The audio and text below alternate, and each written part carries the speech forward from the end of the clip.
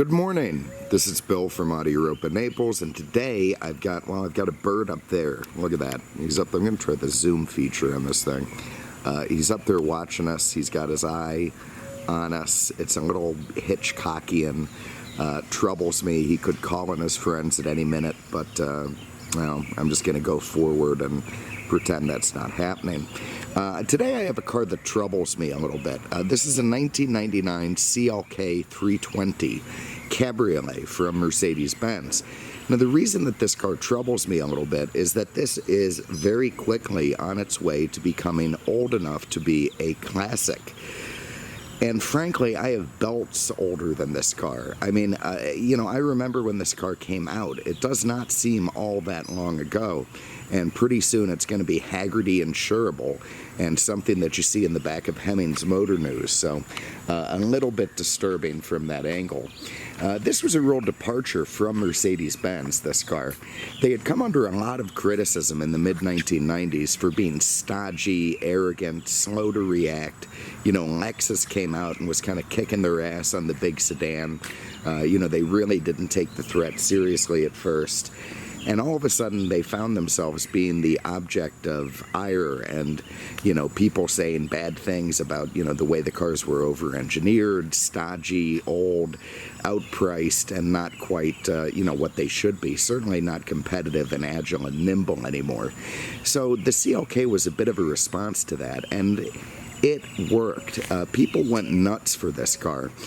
It was a little bit less expensive than other E-Class level cabriolets and coupes that came before it. A little less, content in a good way. And terrific styling from a company that, again, had come under some criticism for making their cars just a bit too a bit too austere and German. You can see the beautiful ovoid headlights that became a Mercedes styling cue on the E-Class and of course, the CLK. It still had the big star hood ornament leading the way. You've got fog lamps down low. These are actually xenon headlamps, which were a frighteningly expensive option back then, but did work very, very well and paved the way in the night in a way that other headlamps didn't. You have polished alloy wheels. You've got a nice swooping belt line on the car.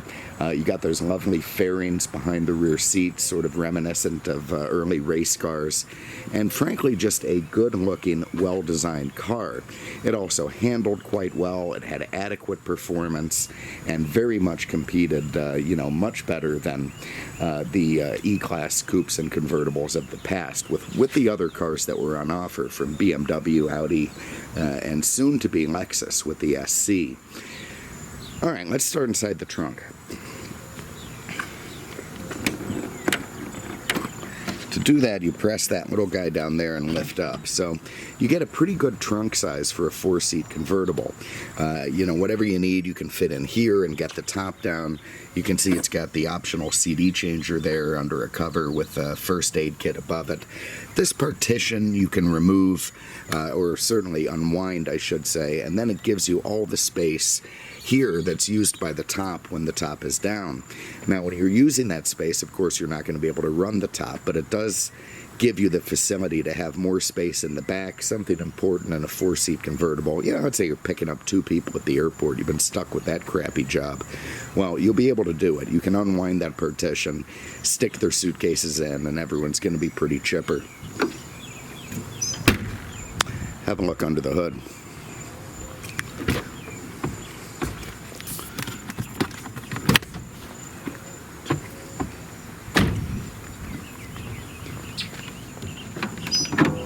Okay, so under here was Mercedes-Benz first ever V6. That's a pretty big statement. Every 6-cylinder from Mercedes before this had been an inline, so they moved to a 6. It was also put at a 90-degree angle instead of a more common 60-degree angle, and to do that, they did that for a reason. It basically shared the same tooling with V8s that were going to come later based on this engine platform. That means they can use the same tooling to create a whole series of engines across the lineup that simplifies things, makes things a bit easier to produce, and certainly can be produced for less money. This was also a very light light engine, which was a very smart thing to do at the time because it helped improve efficiency. It kept the weight of the car down in the front end, which helped handling. It has an aluminum block, it has aluminum heads, magnesium valve covers, aluminum oil pan. Lightness became an absolute priority in the creation of this motor, and that worked. So 330 pounds, that means, you know, some kind of, you know, bodybuilder could kind of lift this thing on his own. I certainly couldn't, but very light engine as far as that goes. Under the hood of this car, you can see everything's nice and lovely. This is a beautifully preserved car, truly. You know, if these things become classics, then this one's going to be at the top of the notch, and everything looking good there. You can see, interestingly, Mercedes, they kept that single wiper setup, which is pretty cool, but, you know, one of the things that did remain a bit over-engineered on this car, it does cover the whole windshield very nicely, but it kind of has this weird, you know, gyroscopic movement where this kind of pokes out halfway through to, or sorry, I should say it pulls in, so it doesn't go over the top of the windshield header, and covers the whole thing with a very interesting movement. Works quite well, and frankly, they don't seem to break very often, so I guess they were designed properly. You can see the rear, the wheels are a polished alloy, look really nice on the car. This thing has some kind of Aspen touring tires. I'm not sure that's an offering from Michelin. They look fine, they're not noisy, and even if they're a bit cheap, they do the job they should. One thing I've always been bothered with in Mercedes, BMW, other German makers, is they can't seem to make a lug nut that doesn't corrode. You know, a guy gets on there with the air gun, he scratches it up a little bit. Next thing you know, it's all coated with rust. For some reason, Chevrolet, Lexus, and all these other companies can make a chrome or well-coated lug bolt that doesn't corrode. Mercedes, BMW, Audi, nah, they can't. Don't know why, but they can't. Drives me a little bit nuts. All right, in here was another great form and function bit of the CLK. You have two back seats that are very usable by just about anyone. Even your Canadians aren't going to cry too much back there. You've got shoulder seat belts, of course. You got a little Bose subwoofer in the middle. And it's a pretty comfortable place to be, which is an important thing in a convertible. These guys here, they act as rollover protection and headrests. And frankly, they don't really look like they act as headrests at all, but they do. I guess you could put your head back on. Under a second, in fact, under half a second, those things are going to shoot up in the event of collision. And if the car rolls over, they will act as a solid roll bar and keep your head protected. So nice safety stuff for Mercedes-Benz there. Okay, door panels, nice and tight, proper Mercedes-Benz fit and finish. You've got some lovely burlwood trim. You've got, you know, again, plasticky stuff with leather inserts. Very nice, you know, sort of dual color design. Fits the car quite well. I like the way the light gray goes to the dark gray, continues across the dashboard, and gives it a very nice feeling. Part of the way this thing's an E-Class level is you can see it has dual power memory seats. Those are 12-way seats with heat and, you know, very nice leather in the car. So it does have the E-Class panache, and that's a nice thing. I will say it is based on a C-Class platform, though it is far from a C-Class. In a way, Mercedes sort of accidentally built a reliable car, certainly a reliable convertible, because the C-Class is absolutely indestructible, one of the best platforms you can make. And to put the E-level appointments on top of it was absolute brilliant. So they could sell this thing in the $40,000 to $50,000 range, make good money on each car, and still provide the luxury and feel and ride that people expect. And it was also capable of holding a V8, which worked well. Let's hop in this thing and dig the key on. Go ahead and fire it up. I get it. It's going to beep at me. There it goes. All right. Very, very nice stuff. Let him keep beeping. Good Lord. Okay, you can see a nicely laid out instrument cluster, backlit, you know, sort of an update of the earlier clusters that Mercedes offered, still maintaining the same look and feel. You've got the water temp and the fuel over there to the driver's side. You've got the tach over to the passenger side. You've got your speedo in the middle. You've got a nicely sort of pointed odometer and trip and temp down there, time. You know, simple, logical, easy to read, very, very nice stuff. It also doesn't do anything. All right, very, very, good instrument cluster. Over here, you got this row of buttons, the heated seats, your headlight washers. That only came with the Xenons. This lets you run these headrests manually. You can see them coming up there. Frankly, the car looks ridiculous when they're up, so don't do that. Just let them stay down. Your hazards, your unlock button. This disables the motion sensor if the car's getting towed, which CLKs don't very often. Here's an automatic climate control, driver's side passenger temp. Lovely burl wood surround on all of that. Nice bit of luxury. Down here, Mercedes-Benz AM/FM CD. I should say the CD changer in the trunk. And we've got a secret little cassette deck right behind there. So if you want to run an auxiliary input, even in this, vintage car, so to speak, you can run a cassette adapter there and make it happen. A little bin underneath for your phone or other junk. You got a real bona fide ashtray. I don't know. Is that an ashtray? Maybe. Maybe we're getting late enough where the ashtrays were gone. Anyway, 12-volt outlet. You've got a very nice 5-speed automatic gearbox with a gated shifter. This runs the top. This is the electronic stability program. That's a very advanced traction control, certainly advanced for '99. Your windows, your trunk release, your mirror. Behind this little panel here, and it's a bit of a miracle that all this still works as well as it does, you do have this kind of ridiculously over-engineered cup holder. Again, it's still working. Alert the Catholic Church. That's a bit of a miracle. But you do get to put a cup here, a cup here, and you're going to be able to go down the road with your coffee. That is a last little nod to the over-engineered stuff of the earlier 90s. Little panel works fine. In the glove box was a bit of a treat for me. Look at this thing. I feel like Tony Soprano with this. Let's see if I can get that out. There is a true Mercedes-Benz original StarTAC phone. You can see the Mercedes logo on it. It's a little bit past date. It's all analog. It certainly can't work anymore. But that was the height of luxury in 1999.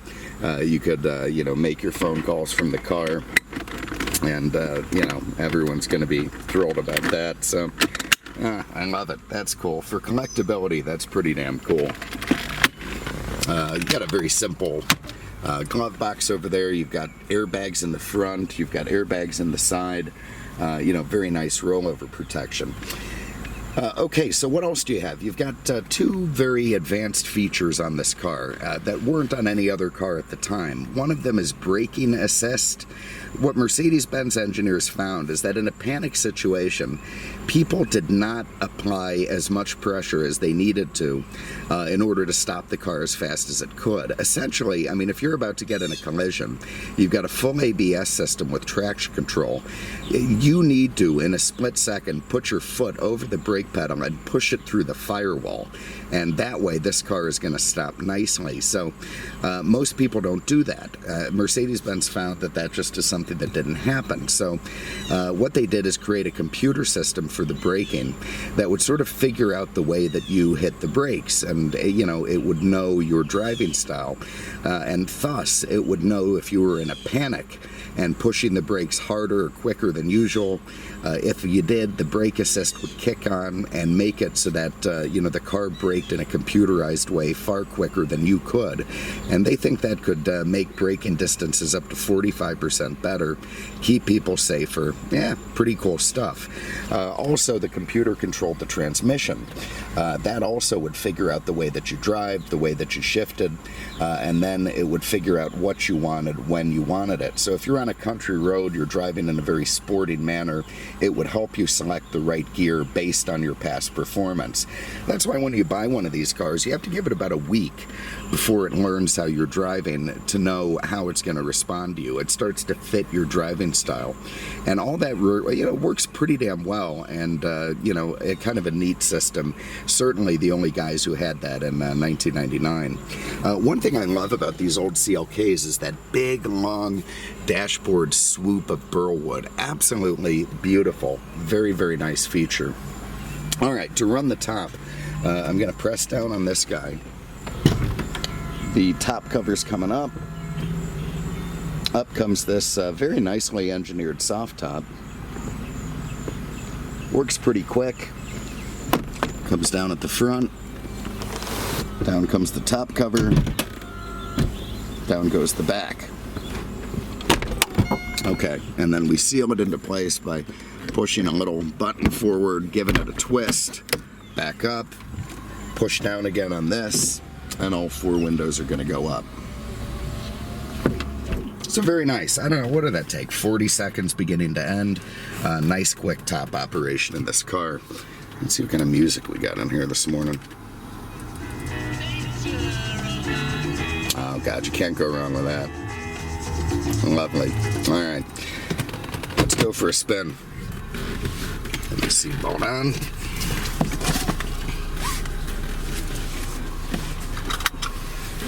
All right, so again, this W208, that's the internal designation for this car, the chassis number, whatnot.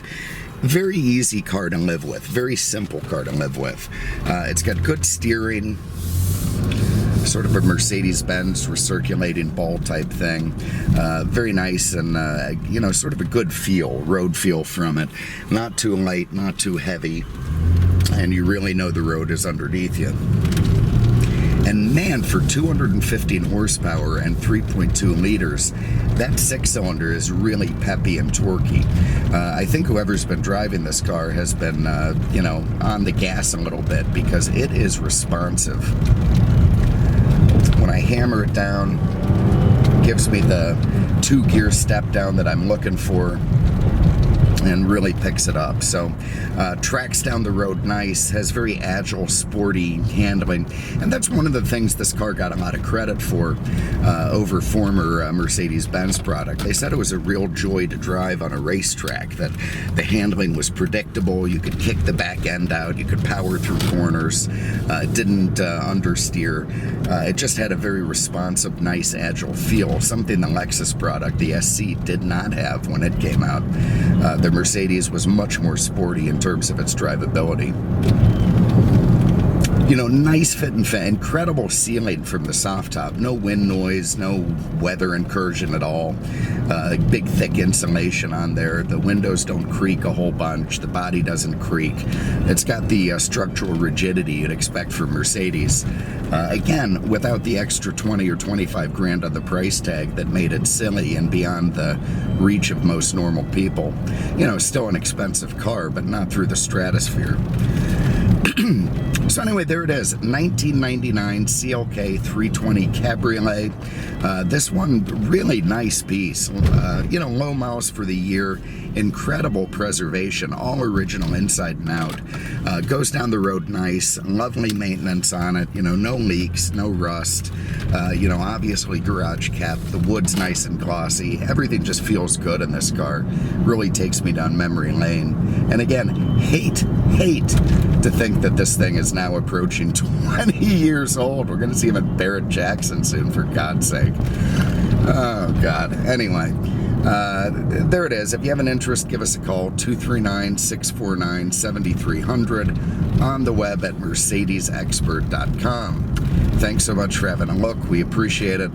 We'll see you with the next one. Take care.